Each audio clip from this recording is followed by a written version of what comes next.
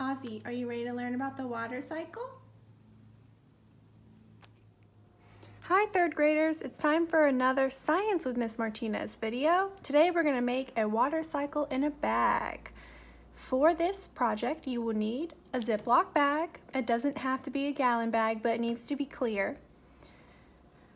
About a cup of water, blue food coloring, that's optional, but if you have it, it's more fun. And then some Sharpie markers. They need to be permanent markers because we're going to be writing on the bag. Let's review the water cycle before we begin. The water cycle is the movement of the water from the ground to the air and back, so in a circle. The sun creates the energy that drives the water cycle. So the first thing I'm going to do is I'm going to draw the sun because the sun drives the water cycle. I'm going to label it sun. Then I'm going to draw the ocean. The ocean is where the water collects.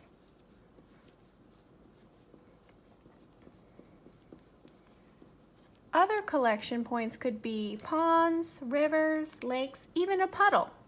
So if the ocean is where it's starting, for it to get up in the air, it needs to evaporate. This is when the water is changed into a gas.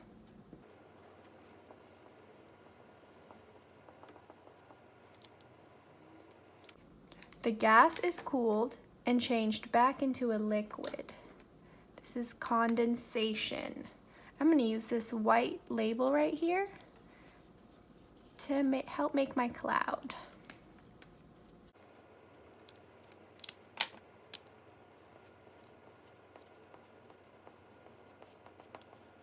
Condensation. And then for the water to get back down to earth, it needs to rain or snow or hail or sleet, and that is precipitation.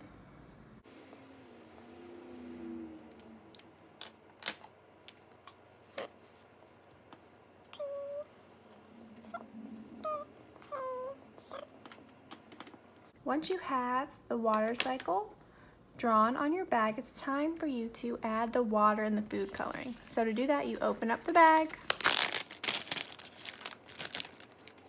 carefully pour in the water,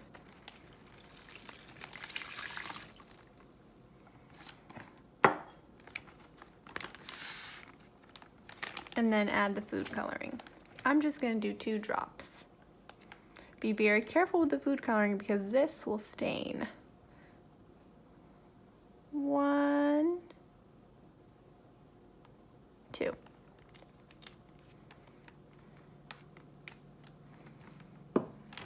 Now I'm going to close my bag up very tight. Give it a little shake to mix the food coloring and the water together. And now my water cycle in a bag is done. The next step is to tape it to a window and wait for the sun to start the water cycle in your bag. Here's my water cycle in a bag all taped up. You won't be able to see the evaporation, but soon you will notice that it's very cloudy at the top. That's the condensation. So my water cycle in a bag has been hanging up for a while, and you can see it's kind of cloudy now. That's the condensation.